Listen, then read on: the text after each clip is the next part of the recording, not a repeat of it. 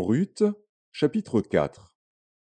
Boaz monta à la porte et s'y arrêta. Or voici, celui qui avait droit de rachat, et dont Boaz avait parlé, vint à passer. Boaz lui dit, approche, reste ici, toi, un tel. Et il s'approcha et s'arrêta.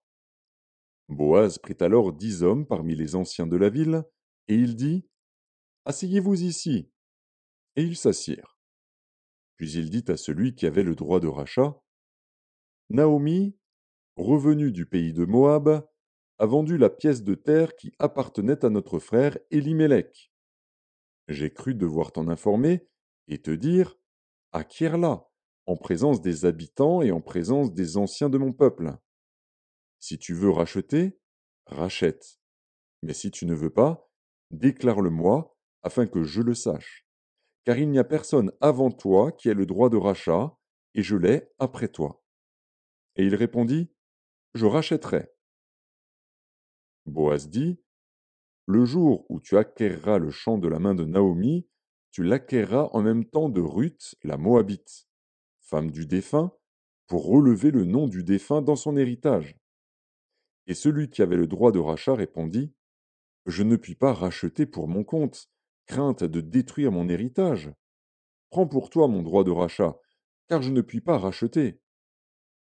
Autrefois en Israël, pour valider une affaire quelconque relative à un rachat ou à un échange, l'un ôtait son soulier et le donnait à l'autre. Cela servait de témoignage en Israël. Celui qui avait le droit de rachat dit donc à Boaz, acquiert pour ton compte. Et il ôta son soulier. Alors Boaz dit aux anciens et à tout le peuple, vous êtes témoins aujourd'hui que j'ai acquis de la main de Naomi tout ce qui appartenait à Élimélec, à Kiljon et à Maclon, et que je me suis également acquis pour femme Ruth la Moabite, femme de Maclon, pour relever le nom du défunt dans son héritage, et afin que le nom du défunt ne soit point retranché d'entre ses frères et de la porte de son lieu. Vous en êtes témoins aujourd'hui. Tout le peuple qui était à la porte et les anciens dirent, nous en sommes témoins.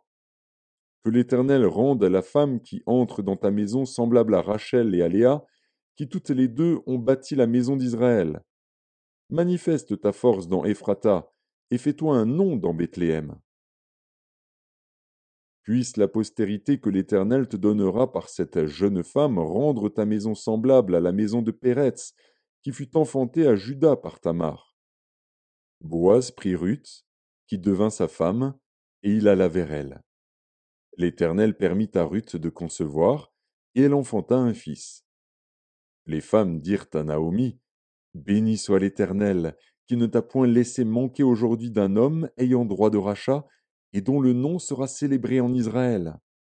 Cet enfant restaurera ton âme, et sera le soutien de ta vieillesse. Car ta belle-fille, qui t'aime, l'a enfanté, elle qui vaut mieux pour toi que 7 fils. Naomi prit l'enfant et le mit sur son sein, et elle fut sa garde. Les voisines lui donnèrent un nom, en disant, un fils est né à Naomi, et elles l'appelèrent Obed. Ce fut le père d'Isaïe, père de David. Voici la postérité de Péretz. Péretz engendra Hetzron. Hetzron engendra Ram. Ram engendra Aminadab. Abinadab engendra Nachshon. Nachshon engendra Salmon. Salmon engendra Boaz. Boaz engendra Obed. Obed engendra Isaïe. Et Isaïe engendra David.